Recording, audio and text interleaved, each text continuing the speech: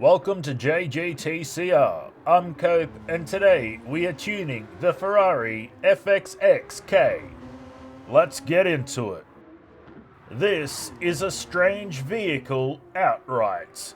It feels like it hesitates giving us what we want in inputs, but just for a second. Then it apes in with everything it's got. This gives us a degree of unpredictability that can be difficult to cater for when we are trying to push limits and split-second decisions matter. The handling is reasonable 80% of the time, but it's that 20% that gets you. The nose is noticeably light and has a tendency to lift in strange places. A small bump in the road can have us looking at the sky. The steering is a bit unpredictable. It's very understeery when we start trying to push even just a little, and when this Ferrari decides it's time to switch to oversteer, it happens aggressively and ruthlessly.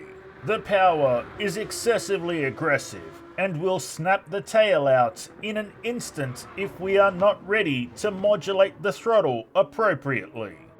We must ensure to short shift or control ourselves on throttle through turns. Around 6,000 to 7,000 RPM seems to work well for maintaining control while cornering.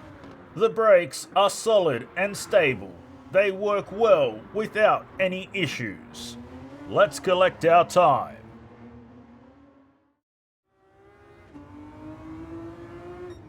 Six minutes, 24.1 seconds.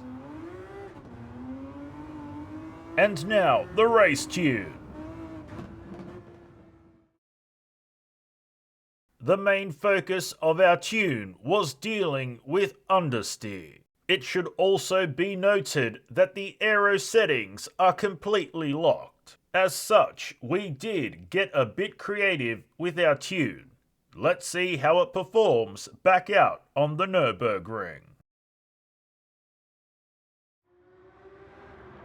There are not many modifications we can make to this Ferrari, so it is quite similar in nature to the factory vehicle. However, the changes we can make do improve the overall drive we get out of this Ferrari. The handling is more pointed, but does suffer from some nose lift and understeer issues.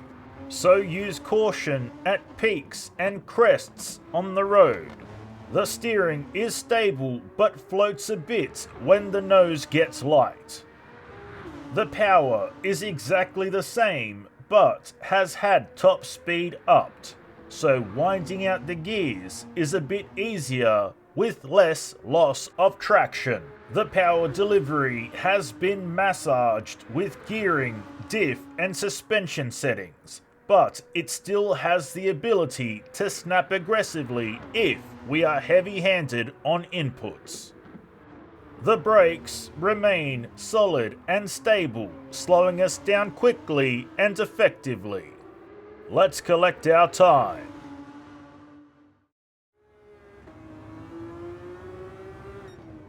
Six minutes, 15.2 seconds. On to the drift tune.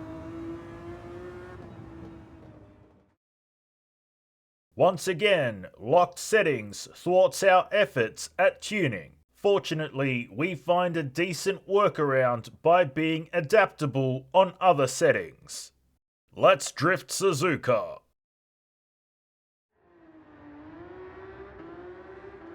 This Ferrari is a mud skipper drifter that likes to lead with the tail end. However, it is more precise than most others like it. The handling is very stable in most conditions. The steering is crisp and agile for the most part. We have no issues getting this Ferrari to perform as we want it to. The power, while peaky in nature, is not overwhelming unless we are hyper aggressive on the throttle. The power delivery is mostly great, however, getting too confident in the high end of the RPM can spin us easily.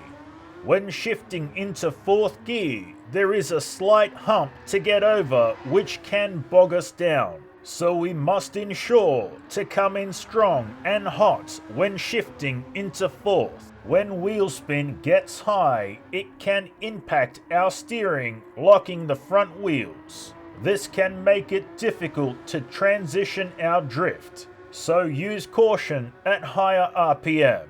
The Ferrari FXXK is something a bit different and decent enough to drift.